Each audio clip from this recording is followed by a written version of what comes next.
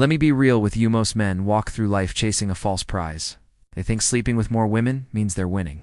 They confuse attention for accomplishment, attraction for approval. I was one of them. For years I chased validation, thinking every yes was proof I mattered.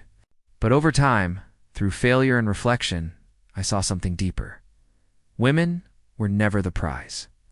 The real reward was understanding them not through books, not through pickup lines, but through experience. I started noticing patterns. I watched. What made a woman lean in, and what made her pull away?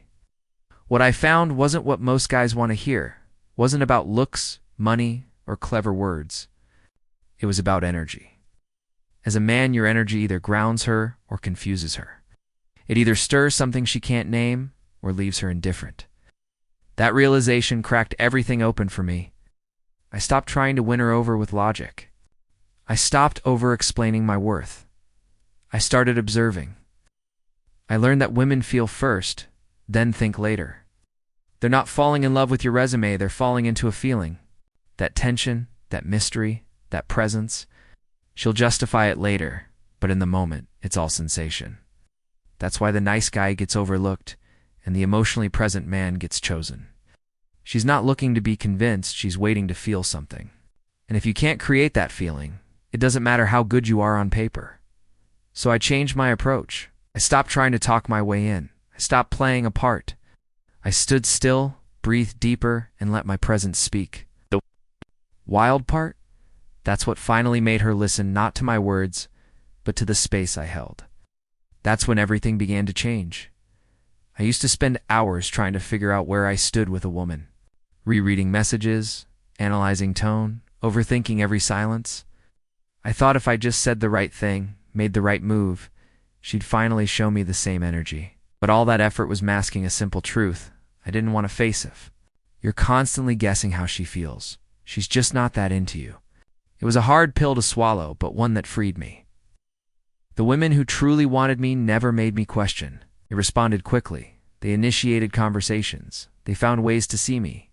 There was no guessing, no decoding, no mental gymnastics.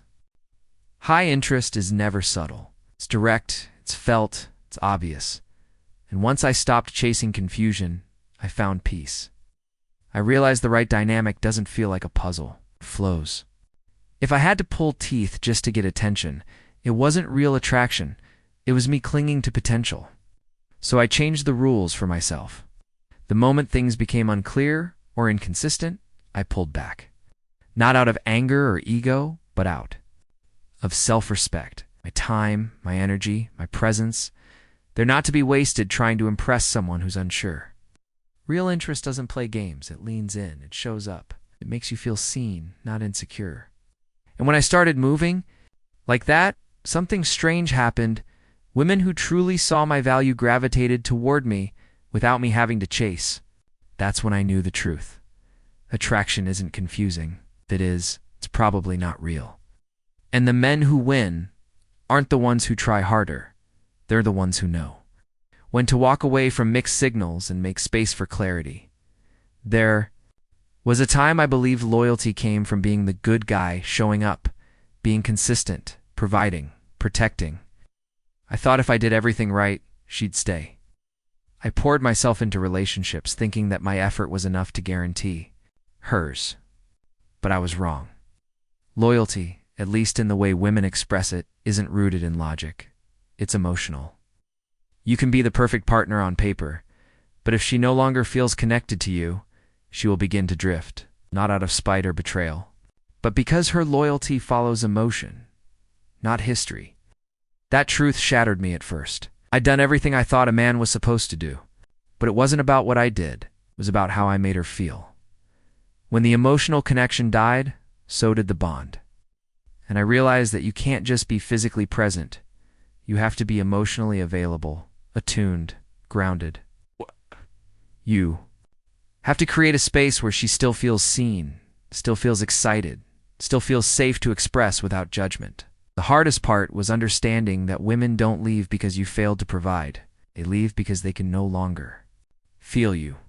And once I grasped that, I stopped blaming them and started changing me. I stopped trying to earn loyalty through effort alone and started building it through emotional presence.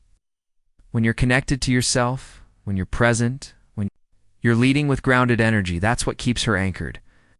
And if you can't do that, or if she can't meet you there, then let her go with grace.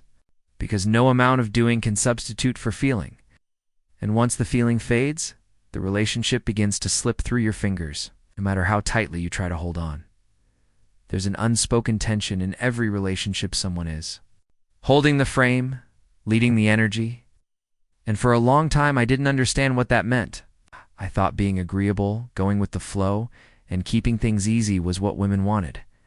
But every time I gave up that leadership, even in small, subtle ways, their interest started to fade. Women don't want control. They want to feel like you're in control of yourself. When I started to realize that the strongest frame always wins, I stopped chasing approval. I stopped trying to say the right things or avoid rocking the boat. Instead, I focused on staying grounded. I began to see that holding the frame meant being rooted in who I am, regardless of how she reacted. That's where power lives in calm/unshaken certainty. It's not about being loud or dominant. It's about inviting her into your world with quiet confidence and never needing her to validate it. If she tests, challenges, or resists, you don't fold. You stand firm, not out of ego, but because you know who you are. That's when she relaxes. That's when she feels safe, because women are constantly feeling, sensing, testing the emotional current around them. And when your emotions are tied to hers, when you get flustered or reactive, she no longer feels protected. She feels like she has to lead. But when you remain calm, centered, and unaffected, she surrenders into that space you create. Not manipulation. That's masculine energy at its core. I learned to hold the frame, not just in relationships, but in life. And the more I did, the more I realized being grounded isn't about control. It's about presence. And presence is what draws her in deeper than any words ever could. Growth changes everything. Not just your habits or your mindset, but your relationships too. When I began evolving mentally, emotionally, spiritually, noticed something shift. Some people started cheering me on, rising with me. But others, especially some women I was close to, began to pull away. At first, I took it personally. I thought maybe I was becoming distant or arrogant. But then it hit me. Growth doesn't always attract. It sometimes exposes. The more I leveled up, the more I started to shine light on the areas others were avoiding in themselves. Some women loved the version of me they could predict, manage, or mold. But when I became grounded, clear and unshakable, that version didn't serve their need for control anymore. That's not a reflection of them being bad people. It's a reflection of misalignment. I realized that a woman who's right for you will be inspired by your growth, not intimidated by it. She wants to evolve with you, not hold you back. And if she disappears when you start elevating, that's your sign. I stopped shrinking myself to fit into old dynamics.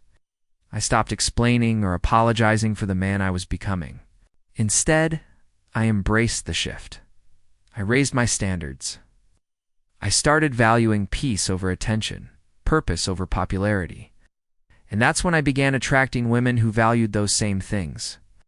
The game changed, not because I had more to offer, but because I stopped needing validation and started living with intention. When you stop chasing and start choosing, everything aligns. And when a woman feels that you no longer need her but deeply value connection, she either rises to meet you or quietly exits. Either way, you win, because real power isn't found in getting more women. It's found in not needing any to feel whole.